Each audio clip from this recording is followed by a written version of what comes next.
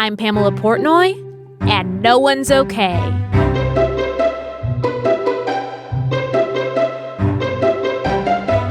Slap on the third. It's just coursing through my veins with excitement right now.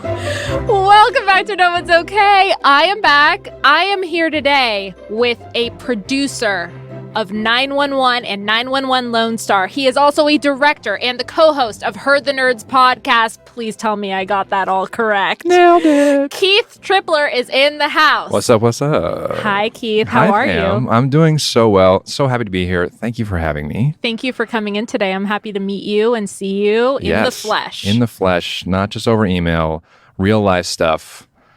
Can we just be done with all that pandemic stuff and now be ready to just be talking to people in person? I mean, it's just... That would be really, really good. I'm someday over soon. Who isn't? No one's okay with that. Let's put it that way. No one's okay with that still being a thing. Nailed it. Can I go home now? Did I do it? Did I do it right? You can't go home, but you did do it right. Keith, I don't want to go home. I'm happy here.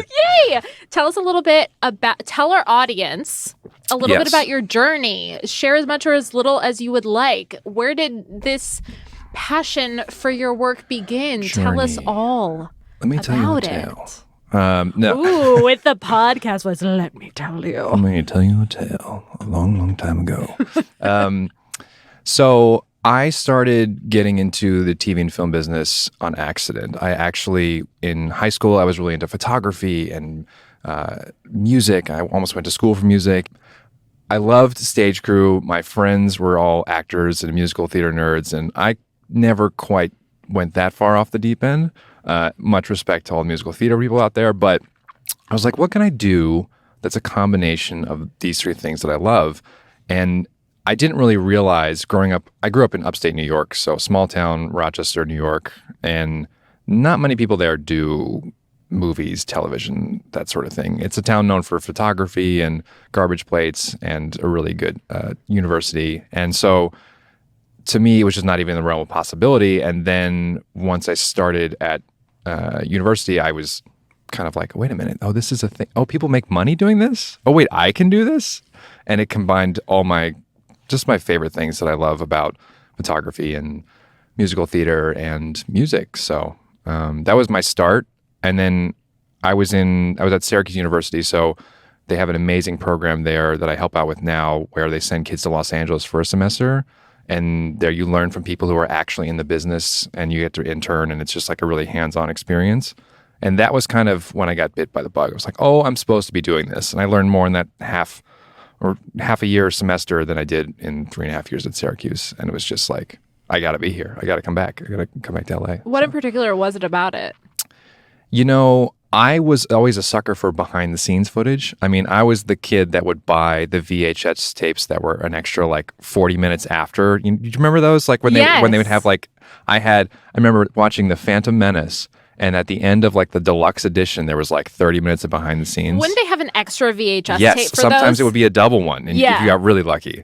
And I watched every single behind the scenes I could possibly get my hands on. I mean, I don't know what I would have done if YouTube was a thing. I'm dating myself, but like the idea that you could just go online now and find all this behind the scenes, like that's all I would do. I still do that. I still follow every like film enthusiast or like grip rigs, like all the behind the scenes Instagram accounts I can find, because I just find the how things get made to be so interesting. Yes. And so, yeah, I mean, it never gets old to me being on set and seeing like, well, how are we going to create a snowstorm in the middle of the desert when it's 98 degrees outside in September?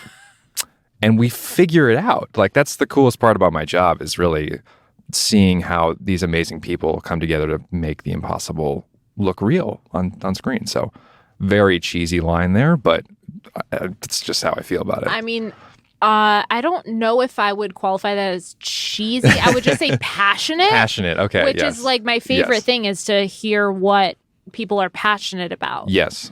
I think for me, there's a lot of not so great things that are not okay about the film industry right now. Ooh, and we're going to get into those things. I hope everyone voted. And I think for me, if I ever lose that sense of like, oh my God, this is so cool when I walk onto a set. Just even if it's a little bit, even if it's like 5 seconds of like, oh, that's how they do that. Like that will be my cue to be like, I gotta go. I gotta go do something else. I gotta leave. It's that thing where you remember how you felt when you were a kid and you look back and you go, wow, if they could see me now, or if I was me 10 years ago and was in this spot, I would be just losing my mind. So trying to be grateful and trying to be passionate about wherever you are, regardless of what the situation is. I think it's a hard thing we all work on, but the film industry specifically, like if you lose your joy in what you're doing and your love for it, get out. And there's nothing wrong with that, by the way, at Because all. I feel like a lot of people are sort of in this business for the wrong I feel like that qualifies for any sort of career endeavor, but I feel specifically for this one, if you're not in it because you love it and you're in it for some sort of like ulterior motive, I don't know if it will pay. It could, but I don't think the chances are high for it paying off for those reasons other than your love for it. Yeah. And I think it's complicated. You don't just like love. You can't, when people say, oh my God, I love the movies, I love the film industry, I love everything about it, you're like, do you though? But like, do you know? You almost don't trust it because it's like, that's so starry-eyed and just like Hollywood. It's like, I know I can name the specific thing that I love to watch and when I get really excited. And for me, that's directing. It's like when I'm in this flow state of using all of my brain and getting to be creative and collaborative with all these amazing people, like it's like a high I can't explain.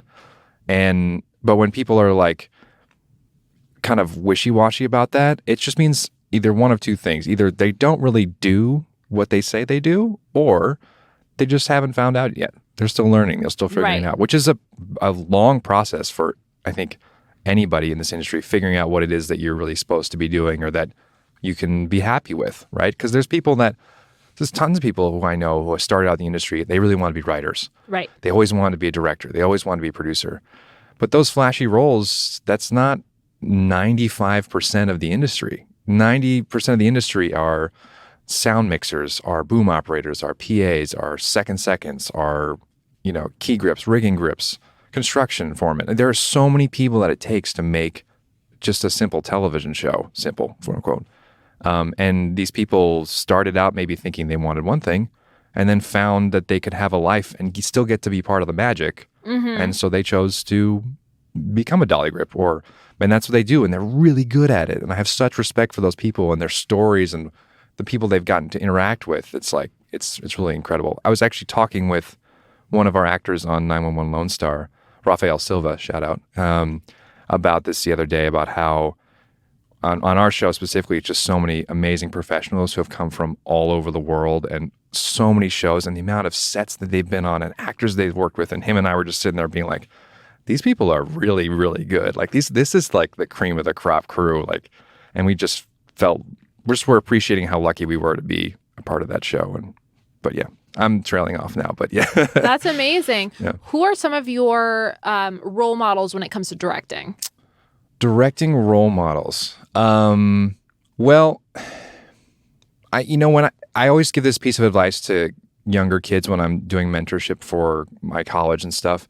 It's a really good idea to have somebody in mind when you're coming up in the industry, like, I want to be like this person. Like, and then people can be like, oh, okay, so you're really like Christopher Nolan. So, okay, so you want to be into features, you want to be into thrillers, you want to be into big budget movies, as opposed to somebody who's smaller indie films. It all depends, but it's a way to kind of mark you with kind of where you're headed. For me, I was always really enamored by J.J. Abrams. Do I think he's the cream of the crop when it comes to directors? Yes, actually. I think the sheer willpower it takes to make those giant movies that he makes is a whole other feat in of itself. But for me, the thing that I always loved about JJ and still do is his philosophy behind his writing and his creative process. If you ever get a chance to watch his TED Talk, it's fascinating. I actually haven't seen his TED Talk, God. Surprisingly. He talks about the mystery box. Have you heard about this? No. Oh, it's so cool. So he has this mystery box in his office. I hope he still does.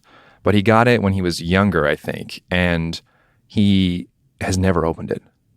And it's this idea that it's like, How did he acquire said box? I think it was like a gift or I don't remember the exact story. He tells it in the TED Talk, but Okay. it's this idea that there could be gold in there. There could be anything in there. It's that psychology. What is the word I'm trying to think? Schrodinger's cat. Yes, it's exactly what it is. Yeah, nailed it. Nailed it. Points on the board for Thank Pam. you.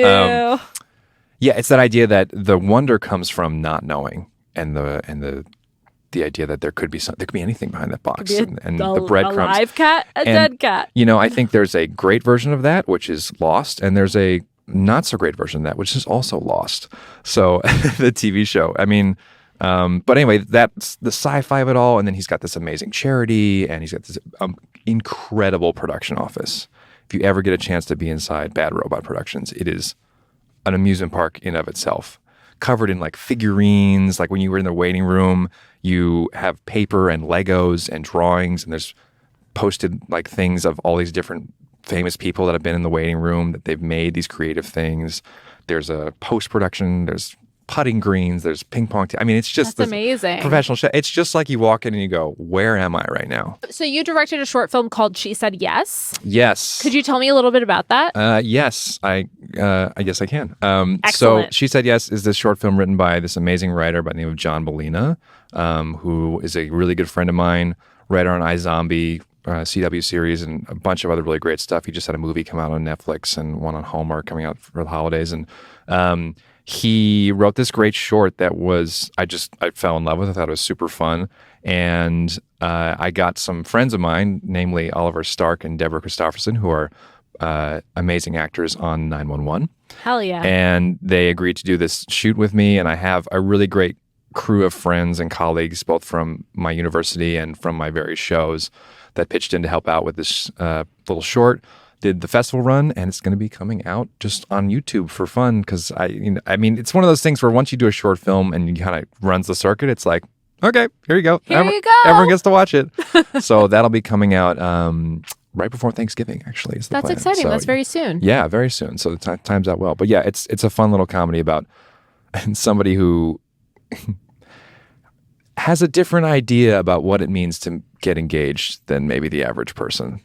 Ooh, intriguing. I'll give that the log line. I just came up with that off the top of my head, but Excellent. And I'll be sure to get the info from Keith, and I'll put it on our Instagram so you guys can check it out. Yes, it's fun. Thank you. Amazing. So you were Tim Minear's assistant, and now Yes. you've recently been promoted to assistant producer. Yes.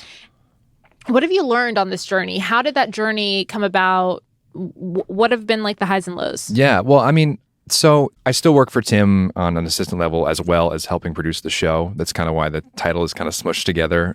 He was really just amazing in giving me this opportunity to, during COVID, to come to the Lone Star set and kind of be his eyes and ears and on boots on the ground, essentially, for the show. So it kind of started out of just a necessity. We just needed somebody when we were doing this gigantic crossover between both 911 and Lone Star, someone that bridged both shows that could be kind of there helping out our amazing producer, director, and executive producer, Brad Beaker, who, I mean, the stuff this man pulls off on a daily basis is just incredible. But so I started out working for Tim about 2 years ago, and I had actually worked with him before, but in a lesser capacity. So my first gig in Ryan Murphy world was working on the show called Feud, which is the story of Bette Davis and Joan Crawford and Old Hollywood. And I was the key set PA on that show, and I got to know a lot of the Ryan Murphy gang, working with Ryan, and Tim directed an episode, also wrote the majority of the episodes as well. And after kind of doing that, I went on to work on Versace, and I worked on The Politician and a bunch of other different... I'm obsessed with Ratchet, by the way. Oh, yeah. Do you have any stories from that set? Stories from Ratchet. Well, Tim was... I think I did an episode of No One's Okay on Ratchet. Yes, you did. Yes, you did. Just breaking it down because I was so obsessed. I binged it all in a weekend. Amazing. It's so... You guys did an incredible job Oh, on it. thank you. I can't take credit for it. I mean, that is all Ryan. You were a part of it? I was a very small part of it. Ryan... Still a part. That's Ryan's vision and the incredible people over at Ryan Murphy Television that just make those images and those just incredible stories come to life. For me, Ratchet was something that I was coming in on the tail end of when I started working for Tim. And so, I mean, stories from the set, not so much. I mean, I got to go and be on set a little bit during that. I mean, I was just starting out working for Tim at that point. So the sets themselves were incredible works of art. I mean, the production designer is just incredible. I feel like their visions would be super honed in on like exactly what Ryan Murphy wants. Yeah, Ryan has an incredible crew that surrounds him, both on the writing side, but also there's a lot of members of his crew that have been on shows with him since Glee and Nip Tuck. The camera operators, assistant cameras, DPs, I mean, production designers, the costume designer. I mean, it's a lot of the same people that go from show to show with him. And there's a shorthand. There's an ability to understand what Ryan wants and what Ryan needs, and the various executive producers, et cetera, help kind of facilitate those. And yeah, it's just an ability to make incredible shows. He's been doing it for a long time now, and absolutely, Ratchet was a specific vision of his, and Tim and I were just kind of along for the ride in a lot of ways. But yeah, I'm glad you enjoyed this show so much. It was wonderful. I completely binged it. I couldn't get enough of it. And People Sarah really Paulson loved it, yeah. is such a powerhouse. I have actually a really funny story about Sarah Paulson. I would love to hear it if you're willing to share it. Yes, I'm totally willing to share it. So it was my third day I'm working on Feud. And I was just learning the Fox lot, which is where we shoot a lot of our stuff. And I was coming around a corner going to the hair makeup trailer because they were doing the tests for Feud at the time. So Susan Sarandon was in there, and Jessica Lange, and they were trying on the wigs and all that fun stuff. Yeah. And so I had no idea what I was doing. And I turned this stage corner, and I full on almost run into Sarah Paulson, covered head to toe in blood. Yeah. And I almost peed my pants because I was so just like, oh my gosh. She looked really gnarly. It was for Horror Story, which shot next door. Mm-hmm. And I was like, oh my gosh, I'm so sorry. She's like, no, I'm so sorry. You must have been freaked out by that. And she said, have you seen Ryan around? And I was like, well, I haven't, but I think he's going to come by this trailer in a minute. She's like, okay, thank you. Yeah, that was my first interaction with Sarah. That is such a classic tale of like being on a lot. Oh my God, I have so many good lot stories. My only, well, I have a couple, but like I was an intern at Sony in the international television department for a while. And when I would like volunteer, like excessively volunteer to go get coffee for everyone in the office so I could just walk the lot, you know? Of course. They were filming, I believe it was Angels and Demons at the time. Okay. And so I would constantly be surrounded by like everyone in the full people with like the Vatican robes, the like robes. the priestly garb. Got it. People from the Vatican. They were dressed up like priests and they were faking for the Vatican, so the guards there and all that sort of stuff. So it was like weird to see them all like with cell phones on their breaks and like smoking cigarettes. Like, the amount of like weird, just like this is just such a funny image. Like I don't like that I have one of my favorites actually. I'll tell that quick story. I can also tell a lot of stories if that's the thing you want to hear about. I fucking love stories. So I worked on Legion for season 2. I worked for the executive producers, John Cameron and Lauren Schuler Donner, and we had the privilege to work on this place called The Lot, which is this small little lot in Hollywood. It used to be, I think, Warner back in the day. It's right by the Formosa Cafe, if you know where that is. Yes. Yeah. I've auditioned there. There you go. So it's all Oprah. Is it Oprah or Shondaland? I feel like it's Oprah. I think it's Oprah buildings now. Anyway, this lot was old. I mean, old. And we would, on Legion, we shoot really weird stuff. I mean, all the time. The crew. My parents were big fans of Legion. It's one of the best shows I've ever worked on. And one of the like best career experiences I've had was on that show. Anyway, so we shot really weird stuff every day. We had farm animals. We had robots and with hair. Like it was just bizarre. Robots with hair. You got to watch the show. I'm just telling you. It's so like, I've watched a couple episodes, but like not all of them. They're called the Vermillion, and they're these like we hired these amazing 3 women who played the main ones, and we had at one point had like 30 of them, but they're in all black tights, and then they have these prosthetic like noses that make them look like kind of old men, and then they have black mustaches, and then they have like a short bob. They look gnarly. The visual is very arresting and then like when you see them afterwards, you're like, that's not the same human that I've been talking to anyway. The Vermillion, check it out. If you Google them, interesting. I'm gonna have to watch that when I get home. Good luck. I will say, am I going to be spooked, like not be able to sleep? Not spooked. Legion is a show that you have to learn how to watch because it is not like normal television. And Noah's talked about this too, where like like in TV, it's like someone drops a pen and there's like close up on the pen on the floor, and you're like, that pen's going to mean something in about 20 minutes or those sorts of things. So he would drop those television tropes all over the show just to screw with the audience. Right. So it'd be like, you'd think, oh my gosh, this is definitely gonna have some meaning, or like you try to grasp what's going on, and then it's nothing. So people are constantly like, what does it mean? Like, because there's all the symbolism in the show through lots of different stuff. Forces the audience to give up control. Yeah, well, it's the whole idea is that the story is being told through the lens of a superpowered, mentally ill character.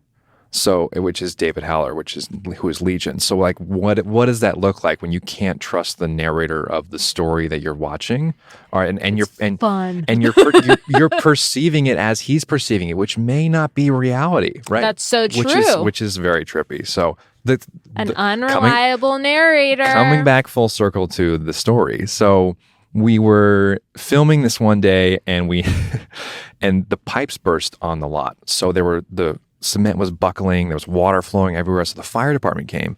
And so we all had to exit the stage. And it was like cows, people covered in like jelly, and like the weirdest thing. And I just remember seeing the firefighters. I just remember seeing the firefighters looking around, being like, what are they doing here? Like, what is this show? These are Hollywood firefighters who've probably seen some weird stuff. And they were like, this is one of the weird ones. That's amazing. That's fun. Like reminiscent of Big Fat Liar. Have you seen that movie? Oh my God, yes. Frankie Muniz, where like it's like a celebration of filmmaking. I feel. Yeah. Because they get lost on the lot and they have an adventure. Yeah, I love that shit. Paul Giamatti's best performance, maybe? Unbelievable performance. And honestly, I love Paul Giamatti, and I love the stories behind Paul Giamatti. And there's one performance that stands out to me because it was like just a co-star. Mm-hmm. It was, I think, in My Best Friend's Wedding. He has a scene with Julia Roberts in a hallway. Oh my God, he totally does. Very brief scene with her. And wow, what a deep cut. He did such a fucking good job. And I think that was like the start of like launching Paul Giamatti's career. Who to you was like the first time when you saw an actor on screen and you were like, wow, that person knows what they're doing? Because I feel like for me, I didn't. Here we go. I didn't realize when I was younger, like the amount of work it takes to do what you guys do. I mean, it's so hard. Acting is so hard, and then to see somebody really do it well and to appreciate that, I feel like is a next level thing. I have. So you met my friend in the other room. Yeah. We were having a conversation about Pauly Shore movies recently. Okay. I worked on a Pauly Shore movie. Really bad? Bad. I walked when off I was the a set. child, I auditioned for a Pauly Shore movie. Ew. I had to curse a lot in the audition. Oh my God. I didn't get it. But anyway, there was a film that Pauly Shore did called Jury Duty. Mm-hmm. And in that movie, Stanley Tucci plays Love Stanley Tucci, by the way. This is a Stanley Tucci moment here. I love him. I'm a super fan of Stanley Tucci's. And he's in it. He plays the antagonist. And I remember even as a child watching that movie, mm-hmm. I was like, that guy. I was obsessed with his performance. Who is that? And to this day, he is... If you know when people say, like, who are the 5 people that you would invite to a dinner party? He is on that list. I really enjoyed working with Stanley. He was really... You worked with him? Yeah. So he was on Feud. He was fabulous. If you haven't... Now, that's a show, if you haven't watched, to go home and watch. That's a masterpiece, especially if you like old Hollywood and stuff. Amazing. He was awesome. He's so good on that just in general. Yeah, I've never seen him do like even less than excellent. He's a professional for sure. He's always excellent. Absolutely a pro. And like people always ask like, well, whose career do you want to emulate? I'm like, that dude. That guy. Yeah. That's the guy. That's so interesting. What would you say are some misconceptions that roll around about filmmaking? That roll around about filmmaking. Wow. Okay. Misconceptions that roll around about filmmaking. Because I feel like a lot of people glamorize Yeah. the industry, and that's probably something that you might say, but in your experience, like what jumps out at you at like, oh man, if people only knew this was part of the process? Well, there's a lot. I mean, I think for me, one of the things I wasn't expecting when I got into it was how many people you start out on a show and you will say, oh, I'm just starting out. This is my first show, or I'm working towards being a producer or director or whatever. How many people will come up to you and say, get out. Don't do this. And not in a like mean way, in a like, my life is terrible. Like I don't get any sleep. This industry is really hard on people. Like you can do better than this. And I wasn't expecting that. How many people have said that to you, ballpark? Dozens. I mean, dozens. And I started taking it as honestly a sign of like that I was getting somewhere, because and it was always people I cared about. It was always people that I liked, that I was talking to. And I think for whatever reason they just were like, I don't know, you can do better than this, or you don't belong here in some way, shape, or form. And I don't really know if they meant it as a compliment or if it was just like they were at a point where they were just feeling it at that time for whatever reason. But I just wasn't expecting that. I think that's a misconception, is that everybody is living the lives that they always dreamed of when they're on film sets. How do you feel when you hear something like that? For me, it's like it's a good check myself. It's like, okay, am I here? Am I here for the right reasons? Am I happy doing this? And could I be doing something that would make me happier, whether it's personally or otherwise? But at the same time, I often like try to think, okay, this person telling me this is probably saying more about them than it is actually about me. Like it's more of a signal of where they're at. I feel like that goes with like most things. Yeah. So I mean, I think the other thing is that when you go to film school, everything you learn there is wrong. What film school did you go to? So I went to Syracuse University, went to Newhouse, the nerd house, if you will. But I actually studied art photography for 3.5 years and then just dropped that to a minor. And that was like how I started out. Because I went to film school, but it was more theoretical than it was practical. Which I only had one class that like was to make something. Yeah. And that's part of why I really love going and helping out like the kids that are in Syracuse and Los Angeles, that program, because I feel like I just wish that when I was there was somebody being like, okay, so first of all, don't buy gas at the first station off the freeway. It's always more expensive. And if you are picking up lunch, go to the back alley and go up to the valet that lets you stand there for 5 minutes and go pick up lunch. Like that sort of thing is so much more helpful than dissecting why Hitchcock decided to put a bird in a shot. Like by the way, that's what I was learning. By the way, really important stuff. It is important to know long term. Mm-hmm. But if you want to go to Los Angeles and have a job and make money, to get you started. Yeah, it's like trade school versus academia. Really, it's that whole thing. And filmmaking is a weird profession in that you kind of need both. You need the academia to have a good work ethic, to have a critical thinking, to be efficient, to understand how to organize your time. But you need the trade school to like know what is what. And I think Full Sail is kind of the example of like a full-on, or Emerson, like a full-on trade school for the industry. And then you have the academic version, which sounds like you went to. Yeah, it was more theoretical. Right. Yeah. And so you kind of have to have, I think the best version is somewhere in between, which is what I found when I was here working, being at Syracuse, but also being in LA and getting a chance to like intern all day and then take a class from somebody who was like working in the industry. And I remember going back after my junior year and being like, I took this writing class senior year, and this professor was talking about like how a writer's room works and like how scripts get developed. And I'm sitting there going, I don't think they do that anymore. I was like, that's fascinating. So you were like seeing what's current versus like what they're teaching. Yeah. Oh, interesting. Yeah.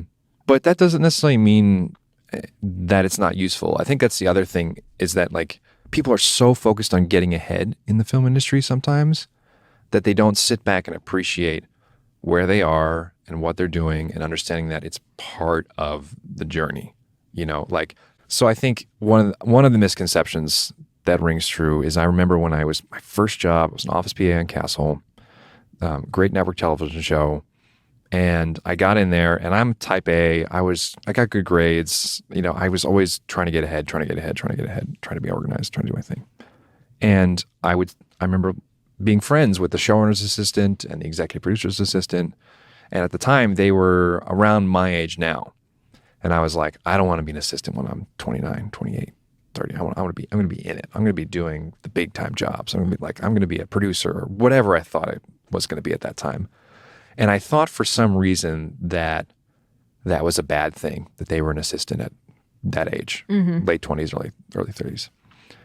And that's such a closed-minded, like type A stigma that I think people come out with here. They're like, I have to get this by this date. I have to be this by this time. And it's seeing people's stories are so interesting in this business. Like one of our writers on 911 was a respiratory therapist for most of her career. Really? And then just started writing after 20 years working in medicine. One of our other writers on that show, she was a 911 operator for 25 years. Amazing. And then started writing and like submitted a script through some people that she knew that were in the industry and somehow made it all the way to us. And was the script based on reality? It was a spec, I think, at the time. And it was like, there was some cases that she had used, and also there were like just ideas that she had. And she's been a great, and she's really been a great asset to both shows, actually. But like having a 911 operator be able to be like, oh yeah, this is what really happens. And then there have been some things where we would use like her, if you watched 911 last season, there was a takeover of the call center that was based on this fear that she had of like, what if someone took over the call, like what if someone came in and like forced us to do X, Y, and Z and reroute ambulances or like, and that was always something she thought about as a call. And so we kind of morphed it into this big idea. So that's amazing. Yeah. So, but the point is that like, there's no timeline, and it sucks to hear that, and it's good to have goals, but understanding that sometimes it takes being an assistant for 8 years. Absolutely. In order to find the right opportunity. And that's just how it goes. And you were an assistant until recently. So like, is that what you found? It's like, oh, this is not at all what I had envisioned when I was that age looking at this job. Yeah. I mean, it's a lot different. And I think as I have worked for many different people in many different aspects, like, I mean, it's just changed over time, like what my expectation is, and then finding the job that I really want, and not just like I want to be a director. It's like I want to be a television director. I want to be a producing director. I want to be somebody who facilitates the show for my showrunner. That's the person that I want to be, and having that like very specific vision of where I want to go took a lot of bouncing around. I mean, I worked at UTA for 2 years. I worked for a big movie producer for a while. I worked on set for a director. I worked on set as a PA. I worked in indie movies, Marvel movies, The Mandalorian. I mean, like everything and everything in between. And some of that was like list checking off. Like I wanted to work on these sorts of things, but also it's just observing people and what they do and finding the exact target that you want to try and hit. And then at some point for me in my career, it became less about the title, the flashy, like, title of the whatever show I was working on, and more about the what I was doing on said show, or what would my day-to-day look like. And that just took time. It just took time and bouncing around a bunch. People often would look at my resume being like, wait a minute, you worked in post? Do you want to do post? No. Wait, you were at an agency? Do you want to do development? What do you want? What do you want? You were kind of touching on this before because you were talking about like some serious changes that should be happening in the industry. What do you think those changes are? Well, for me, I fully support all the changes that IATSE's trying to make right now. Yes. I'm sure this will probably come out after that's figured out on some level. Maybe. I don't know. This will be out within the next week and a half. Okay. So within the next week and a half, we're going to find out Yeah. if they're going on strike and if the studios will come around. But your question was, what changes do I think should happen in the industry? Yeah, like what do you think needs to really be addressed? I think for me, one of the bigger issues that is it's so hard because everything in filmmaking is so interconnected. It's like, and now getting to produce the show, I said this analogy to Raphael actually the other day. It's like, he was asking me what has been the most interesting part about working on Lone Star. And I was like, it's like, remember when Google Earth first came out? Yes. And you would start at like your address, right? And you Google your address, and you can see yourself. And you're like, oh my God, there's my house. And then you click the zoom out button, and you just go, and you just go all the way out, and you can see the whole world. And you're like, oh my gosh, my house is somewhere in that, big blue ball. And it's that feeling of seeing a lot more of the whole picture. Yeah.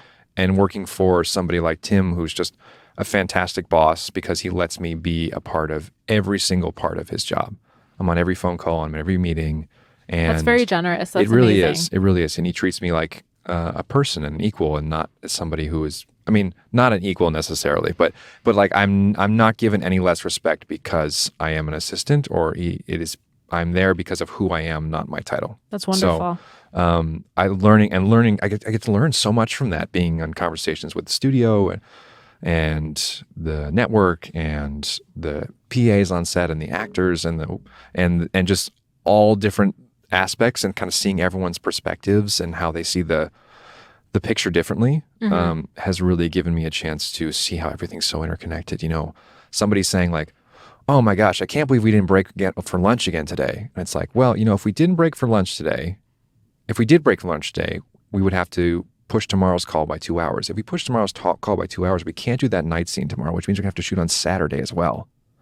And then we're going to have to do a 6-day, which means we won't have enough money to pay for our guest actress who's coming in. And it's like the dominoes they go so far. That sounds very extreme. Yeah. And so when you see something that's a short-term problem on set, it's like, it's often the cause of a lot of different things working together. So that all being said, I think the ceiling and the boundaries need to be set in such a way that is healthy and respectable to these professionals who have families, who are human beings, who are not designed to work 14-hour days, 5 days a week for 8 months straight. It's sometimes 6-day weeks, sometimes 7-day weeks, sometimes overnights.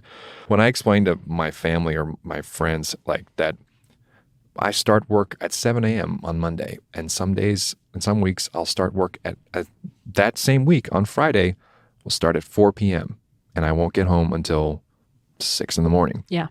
And so my work week goes from Monday at 6:30 when I leave my house to Saturday at 6:30, and you only get paid for 5 days. And that's me, who, by the way, am lucky enough to get to work at call and leave at a wrap. Right. Not to mention the office staff who have to be in the office every single second of us rolling, and also regular office hours. Not to mention the post-producers who have to turn around the show on such tight deadlines because the network's only giving us these air dates and this many days to shoot the show, this many days to post the show. And if we get behind on it's just like, I think that there should be a higher just baseline level of protection for the people that are working these crazy hours on set. They love it.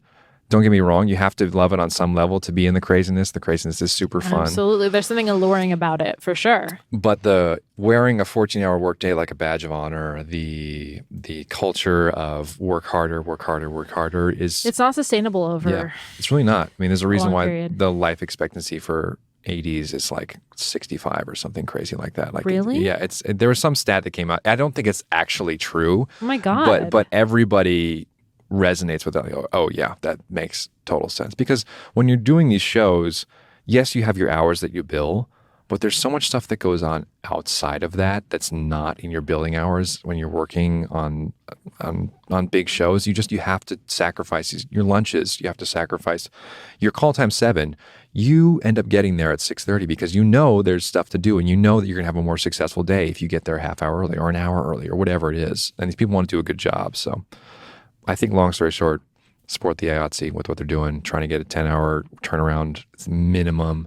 I think they should go more personally, but it's tough to be put in that place. I don't have all the information. I don't know what the right answer is. And I respect the people that are trying to make it work on both ends, because compromise is never easy for anybody, but that's usually what makes it the best solution. So I don't know.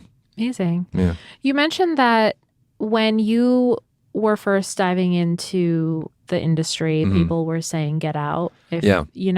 So now that you're in it, what advice would you give to someone that was new? What advice do I give to someone that was new? Don't get gas at the first gas station. All the same stuff. All the same stuff. No, I think I would say everybody should PA. And I mean everybody. I mean, if you want to be a studio executive, if you want to be a writer, if you want to be a director, if you want to be an actor, I think you should PA. And I think it's a great place to learn what the base level production looks like, what happens behind the scenes, what happens on the people that are on the bottom of the totem pole. Because when you climb the ladder, I think it's important to have a perspective on what people are going through at the bottom of the ladder, right? I mean, it makes you a better boss, makes you more considerate. You understand what they're going through, so you're not asking things that are just ridiculous, you know? So I would say that. I mean, I find that also to be kind of a hypocritical piece of advice, because it's like, get a job. Like that's not really good advice. I talked about earlier about having kind of an idol or somebody whose career you really admire. Yes. Yours being Stanley Tucci, mine being J.J. Abrams. And I think, but like on a deeper level, kind of in this realm, I would say when you decide to really dive in, when you get your first entry-level job, when you get your first big assistant job, you have to know who you are before you walk in the door. And the reason I say that is that the industry will take from you everything if you let it. You have to know your priorities and what makes you a human being, because you can get swallowed by this whole world, the flashiness, the hours, the demands, the people who are not mentally well that are in positions of power that will abuse their employees. Yes. It exists. It's out there. And you have to know in yourself what you're okay with, what you're not okay with. You know, if you need to be home for the holidays, if you need to see your parents at least twice a year, if you need to get a massage once a week. I mean, whatever it is that you need to be okay, as best as you can, you really need to set those boundaries before you start, not while you start. And it's hard, and it's kind of an impossible task, especially when you're younger, to know who you are. Because you're just trying to get there. You're trying to get there. You're so focused on the job, and you think that the job is the most important thing in the whole entire world. Like, I remember being at UTA and being in the mailroom and being an assistant, like, the agents like walked on water. Like, yes. You knew everyone's first and last name. You knew their rep. You knew who they repped. You knew when they walked the door, if they called, it was a big deal. And then, like, once you're outside of that, you're just like, oh, that's just a human being. Yes. And for some reason, I know their name because I just was drilled into my brain that it was so important for me to know these things. And it's like, yeah, it's important, and it's good to do a good job. But there are more important things. And I'll do one more quick story about it just to kind of give you good perspective. That was a really formative story for me. I was working on Castle, and there was a big to-do about the phone. So the phone rang, you got to answer it. That's the office PA's job. Always have to answer, because you never know what it's going to be. And somebody was covering for me who was a bit older, who was one of the actor's assistants. And I was going out for a doctor's appointment. Again, setting boundaries, going to doctor's appointments. Like they're more important than going to your office PA job. Anyway, and the phone started ringing. This particular assistant had a rep for being a little lazy and just not necessarily being 110% on the job all the time. And so I just wanted to make sure that he was going to cover me and everything was going to be okay. And the phone started ringing and I'm like halfway out the door. I'm like, hey, are you going to answer that? Like, it's just ringing. And he looks at me and he goes, Keith, what happens if I don't pick up that phone? And I'm like, well, Nancy's going to get mad. We're going to miss the phone. It could be the studio saying we're shut down. And he's like, no one's going to die. And I was like, yeah. Can't argue yeah, with you're that. kind of right. And it was just this moment of like, we're not saving lives. This is not the end all be all of the entire world. And people put so much effort and they're so passionate. They get so ramped up. There are more important things like being okay than making movies. So what are the things that make you okay? What are those things that you prioritize and keep you grounded? Well, I'm still figuring them out, but in a lot of ways, I think as situations change, you kind of have to adjust them. For me, it's being able to be there for my friends. It is being able to switch off my brain completely. I think one of the great things about working on as a PA is you get to like when you're out, like you're completely out. You're like there's no one calls you. Now my job is kind of 24/7. Like if somebody needs me, like on the weekends, I have to pick up. That's part of my job. Mm-hmm. But taking that time to be completely off and letting those emails and those calls go, mm-hmm. That helps me be okay. Being physically active, I think helps me be okay. Over the pandemic, I found myself when we were working remotely, writing and stuff like that, we a lot of Zooms, a lot of screen time. So I took up surfing. And I started, excellent. And I loved it because I was completely unavailable. I couldn't pick up a phone. I couldn't have technology on me. I just had to be in there with my board, flailing around a bunch and getting wet. Focused on not, wiping out. Yes, exactly. So that helps me be okay. And then just having my own hobbies. I have a million hobbies. I have this podcast that I like to do for fun. Which is exactly what I was going to ask you about next. Tell me about Herd the Nerds. So Herd the Nerds is a podcast that me and one of my best friends, Devin O'Connell, run. We started it during the pandemic, as many people did start their podcasts. And we talk about everything from nerd culture to interviewing writers. One of the writers on 911 actually came on and did a really deep dive because he was one of the original creators of Batman Beyond and all the animated series that took place in the DC animation world. So we talked about that. We did a big Star Wars binge where we all watched the Clone Wars and like went through all that and talked about our favorite Star Wars characters and stories and that sort of thing. So we talked with like people that are connected but also who are just nerds. Mm-hmm. So we're going to be recording an episode upcoming for Halloween with a very good friend of mine who's obsessed with zombies. And she's also like a big time influencer and that sort of thing. So it's like it's not something you would expect from her. She also has like a true crime podcast as well. So it's just lovely. Like, I love it when you get to meet people that you see them as one thing and then you like flip the card over and you're like, oh man, but you're really into all zombies. This now.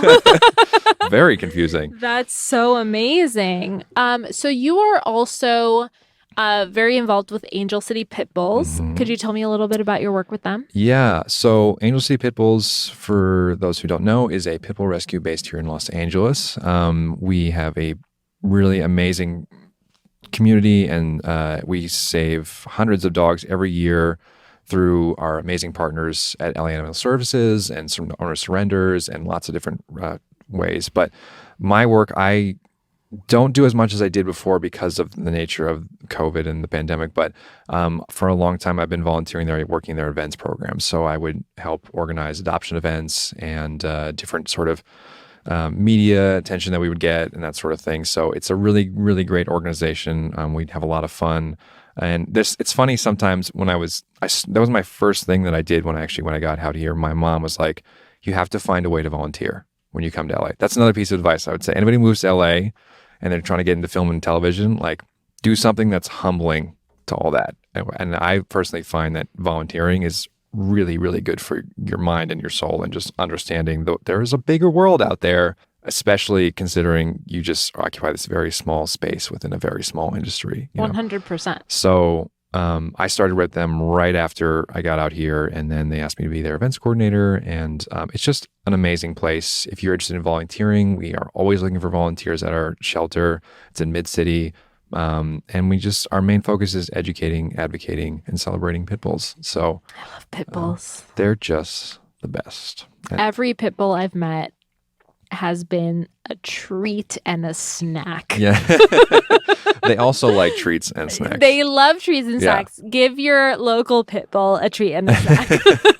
Yes, absolutely. And do you have a dog? I don't have. Well, I sort of have dogs by proxy. So my roommate has a dog, and then when I was much more involved with Angel City, I like to say I had like 30, because I would have my favorites, and you have certain dogs that you really love that are part of it, and that's how I would get my dog fix. Because unfortunately, in Los Angeles and a lot of places, it's hard. Breed restrictions are a thing. It sucks. It is. It's a real bummer, because I personally have this like long off dream someday of developing some sort of like owner certification or certificate where the owner and the dog go through a training course that then certifies them to be allowed to be in an apartment complex. Like, as opposed to, this dog weighs 40 pounds, therefore it should not be allowed in a building. Like, that has no indication of what kind of behavior the dog will exhibit. 100%. And it's like, you should know as an owner how to not put your dog in dangerous situations, or to that's half your job, right? It's like, these owners that walk like, there are no bad, in my opinion, there are no bad dogs, just bad owners. Honestly, I know. Like, humans screw everything up. We don't deserve dogs. Truly, yeah, truly. It's sad but true, and you just feel for the perfect example is you have these little tiny dogs that are on these big zip leashes that just will go out and bark, bark, bark, bark, bark, go right up into some pit bull's face, and it's like, that's when you hear about them. Of course, it's on the news, and it's like, how you have to know to protect your dog from other dogs and from other owners. Like, that's part of the education. So my whole thing is to be able to develop some sort of certification that the landlords would agree on, that HOAs could agree on, and that would prove that the owners are responsible enough to have the dog there, not does the dog look cute or not? Ugh, I can't. No, absolutely not. Yeah, it's a whole thing. Well, I love that you do that, and that's amazing. Definitely check out Angel City Pitbulls. That's amazing. Yeah, Billie Eilish just adopted one of our dogs a little while ago. That's wonderful. Yeah, it's really fun. So if you like Billie Eilish, you should like Pitbulls. I love that so much. So on the show, I have a new segment. Okay. That I've incorporated. I'm it's nervous. called, be nervous. No, don't be nervous. It's called Silly Questions to Take Super Seriously. Okay. Keith, how do you qualify as a nerd? Well, I have been to 5 Comic-Cons. Yeah. My decor in my apartment is mostly vintage comic books. Ooh. I play Magic the Gathering quite religiously. What is that? Yeah, see, that's... For those not in the know, like me. Magic the Gathering is a... He's like, I regret coming on this show if you don't know I got a thing I'm going to go to. Sorry. Yeah. No, Magic the Gathering is a trading card game that you play. It's like a strategy-based game. It was really popular a while ago, and then it kind of resurfaced. It's actually been one of the most... I think it is the most popular card game now, like in the value and amount of money people pay for those cards is just incredible. But it's kind of like in Pokemon cards, like in that trading card game sort of realm, and play online now. I love chess. I've always been a big strategy fan, and so I was really into it when I was younger. And then my friend Devin, who's the co-host of that podcast, came out to LA, and he just started getting into Magic. And I'm like, oh my God. And I pulled out this big bin from when I was in middle school of all these old cards, and I started playing with them. Like, oh my gosh, I remember how much fun this was. And I remember the first time going to a trading card store and being like, oh my God, I can afford to buy things now. Because when you're younger, it's like buying a booster pack was like 2 weeks worth of allowance, and you're like, right. Oh man, I can't afford this. But now I have to make sure I don't spend too much on cardboard cards with funny spells on them. But if it makes your heart warm, do it. It does. It does on some level for sure. But the most important things in life are not things. That's true. So that I would say that qualifies on some level. Again, if you have to sit there and be like, here's why I'm a nerd, blah blah blah blah blah, then you're not getting the whole culture. You know what I mean? It's like so true. I think, and then one of the most beautiful things about Comic-Con to me is that people are there because they love stuff, and it's cool to love stuff there. It's cool to love weird, like crazy, off-brand, niche little things. And you go to this booth, you see someone from the other side of the country that comes up and is like, oh my God, you're into this too? Yes. You want to spend $300 on a set of dice? Amazing. Let's talk about how awesome these dice are. And it's like you find these connections, and I think through nerd culture and pop culture, like it's become much more accepted. And the internet obviously is great about it, but I love it all. Marvel, Star Wars. Amazing. I'm a big Harry Potter. Oh, you're a Harry Potter nerd. Big Harry Potter nerd. Okay, what's your favorite Harry Potter book? Go. The third and the seventh. I can't choose. Okay. And if you had to be any animal to transform in as an animagus, what would it be? Balls. Okay, that's not no, an animal. I know it's not an animal. I was Wrong just answer. filling space. Balls. Balls. If you don't know, by the way, that's a deep question. It That's is a deep question. It's kind of your spirit animal situation. So my gut said some sort of bird. okay. I don't know which one though. Yeah. Okay. Fair. Maybe like a bird water animal, and like then, a half and half. okay. Maybe a duck or a swan. A duck or a swan. Like something that can fly and swim. Okay. I mean, that could be very useful. Yes. To transform into that sort of thing. Yes. Because like if you're a dog, you just run around. It's like, that's a stray dog. What's that doing? I very much like relate to, like I love dogs. Yeah, and that was actually the first thing I thought of. But I'm like, I don't know. I don't know if that would be the animagus. And so as far as the movies go, which one did you enjoy the most and which one did you hate the most? Because everyone has a Harry Potter movie as a fan they hated. That I've come across. I didn't hate any of them. Okay, that's a very strong word. You're right. Yes. My least favorite was probably the fourth. Yeah. Even though during quarantine, I have been I've been listening to audiobooks just for comfort. Like while I do the dishes or laundry or like stuff around the house, okay. I'll like have the audiobooks on my headphones. And I've just like rediscovered the magic of the fourth book. So I don't have an answer to that question. Okay. So here's the thing. I think the reason the fourth movie is so they condensed it too much is because the fourth book is really good. It's so good. And so to hit that mark it's a big deal. I mean, the production on that alone was incredible. The underwater stuff and the Triwizard Tournament, like that's all super cool. But the base level acting and the base level like plot lines, I think they got caught up in the cool stuff and not enough to like the heart of the story, right? And are the actors portraying the sentiments of the characters well in such a way that we find to be believable, which is hard. And movie making is so hard. And they're in the middle of doing. That's like the fourth one is kind of the tipping point. They did all the movies at once. 5 and 6 is all that is the crux of the heart. 5 and 6, in my opinion. Yeah, I mean it's like this weird, awkward teenage phase, and they're all bitchy. They're all mad. They're all whining the whole time, and they're coming off the third book and the third movie. The third movie, which the third book is universally thought of as probably top tier. It's fucking if not one. Incredible. It's one or two for everybody. And so I don't like 2 as much, honestly. I don't. No, sorry. I mean like as ranking. Ranking, yes. Like the third book is 1 or 2 for most people. But and so to do that movie and do it well was a feat in and of itself. And then the third book and the fourth book, like lengthwise, is a big jump. Yes. Like to condense. I remember when I saw how big that was when I was like, because I got it like right when I came out. I was like, duh. What is this?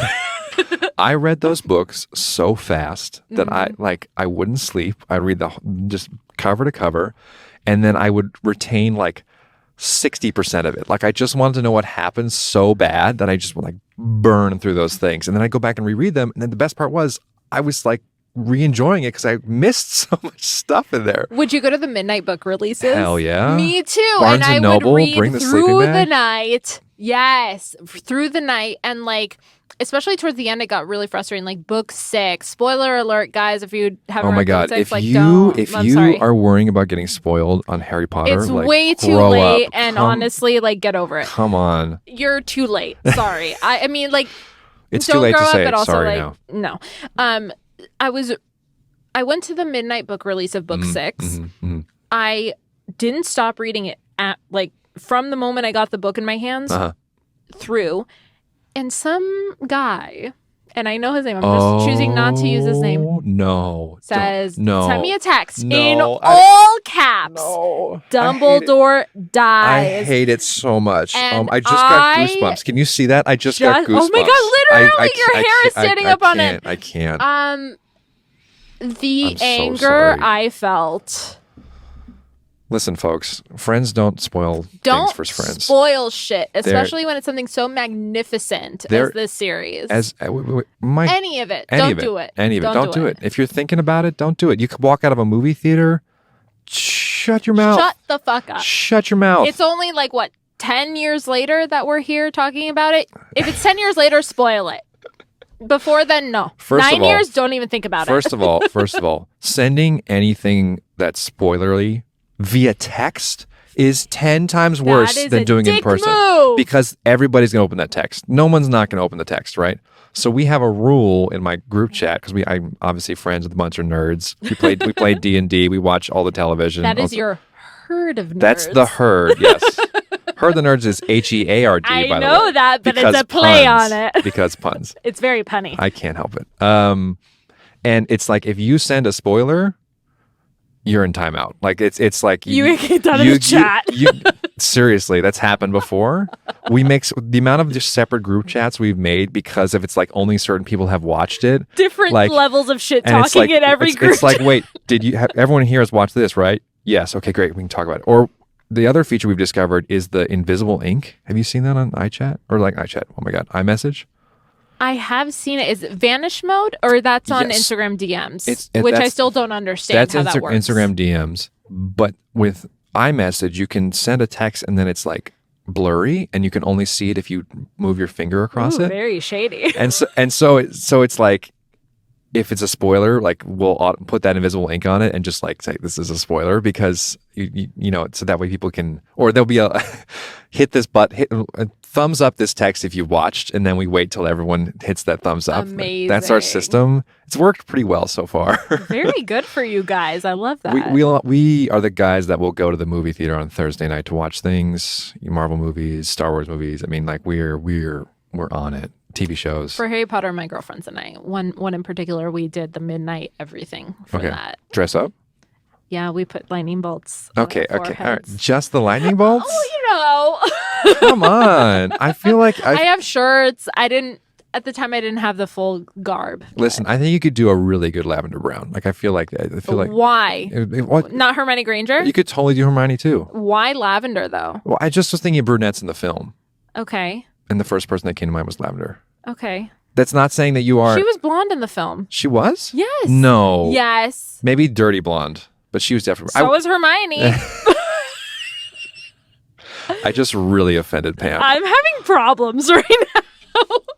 We're going to move on from that. You could totally do Hermione too, by the way. Thank you. You could do that's any- all I wanted you to could hear. do- How hard was that to say? You could do any character you wanted. Thank you. Hermione, Snape, or McGonagall, I'll take it. Seriously. Thank you. I was ragging on your costume, and that's just not my vibe. I'm You sorry. know, I truly am sorry.